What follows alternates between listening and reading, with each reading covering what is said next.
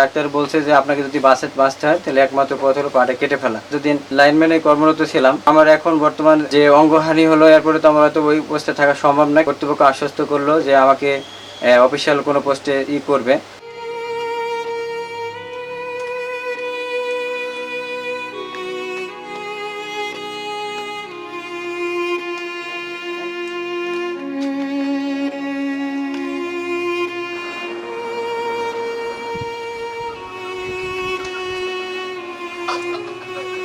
আমি পল্লী বিদ্যুতে কর্মরত ছিলাম। আমি অফিসের কার্যক্রম শেষ করে যখন ১৭ রোজা সেদিন আমি বাড়ি ফেরার পথে আটটা ৫ অফিস থেকে বেরোলাম। পরে ৮টা ১৪-তে আমার অ্যাক্সিডেন্ট হয়। পরবর্তীতে স্থানীয় লোকজন এবং কর্মরত আর্মির ভ্যান আমাকে মেহেরপুর সরকারি হসপিটালে নিয়ে যায়। জিএম স্যারের বা আমার অফিস কর্তৃপক্ষের উপস্থিতিতে আমার ট্রিটমেন্ট করে।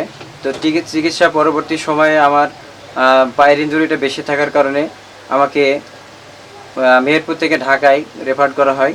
পরবর্তীতে ওখানে গেলে পরীক্ষা নিরীক্ষা করে দেখার পর যে আমার পায়ের অবস্থা খুবই একটা ভালো না, পায়ের ইনজুরিটা অনেক বেশি, যার কারণে আমার পাটা কেটে ফেলা লাগবে।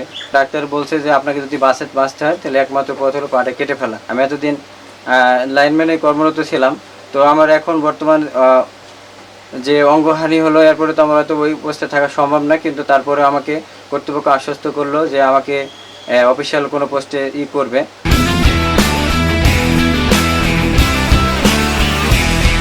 তো এখন পরবর্তীতে মৌখিকভাবে কথা বললে অফিস কর্তৃপক্ষ আমাকে বলে একটা আবেদন দিতে, তো আমি আবেদন দিলাম। আবেদন দেওয়ার পরে ২২/৬ তারিখে আমি আবেদন দিই, যোগদানের জন্য একটা আবেদন করি। তো পরবর্তীতে আবার আমি যাওয়ার পরে অদ্যাবধি সময়ে এখন আমি ফলস্বরূপ কোনো আশা পাইনি। আমার পরিবারটা নিয়ে আমার একটা ছোট মেয়ে আছে, আমার পরিবার আছে, আমার বাড়িতে বৃদ্ধ পিতামাতা আছে। এখন পর্যন্ত আমার কোনো ফলস্বরূপ কোনো আশা আমাকে পল্লী বিদ্যুৎ অফিস দেয়নি।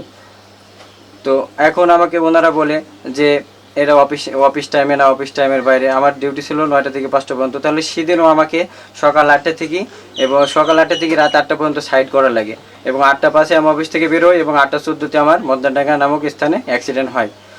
তাহলে আমি এতদিন ধরে যে কর্মরত ছিলাম, আমার তখন রাত নাই দিন নাই কি অক্লান্ত পরিশ্রম করা লাগছে, করছি। আমার এখন আজকে অঙ্গহানি হয়, যার কারণে আমাকে আজকে অফিস আমাকে এইভাবে করে দূরে ফেলে দিচ্ছে। তাই আমি এই বিষয়টা নিয়ে করছি যে আমার পরিবারটা নিয়ে যেন আমি একটু ভালোভাবে চলাফেরা করতে পারি। আসলে একটা মানুষের অঙ্গহানি হলে তার আর কোনো কিছু থাকে না, এর মতো অসহায় আর কেউ থাকে না। আমার স্বামীর পা কাটি ফেলা হয়েছে, পা তো আর ফ্রি পাবো না। তাই আমরা চাই যে আমার স্বামীর চাকরিটা জেনে আমরা ফ্রি পাইতে চাই। আমার ছোট একটা মেয়ে, আমার বৃদ্ধ শশী শাউরি, আমার স্বামী, আমরা খুব কষ্টের সাথে দিন কাটাচ্ছি।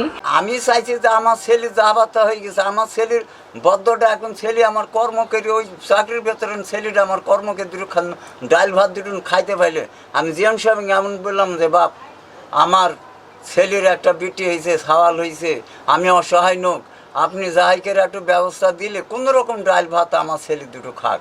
আমি তো যা হয়েছে আমি তো চাইছি, আমি যা ক্ষয়ক্ষতি যা হয়েছে আমি ওদিকে তাকাইছি।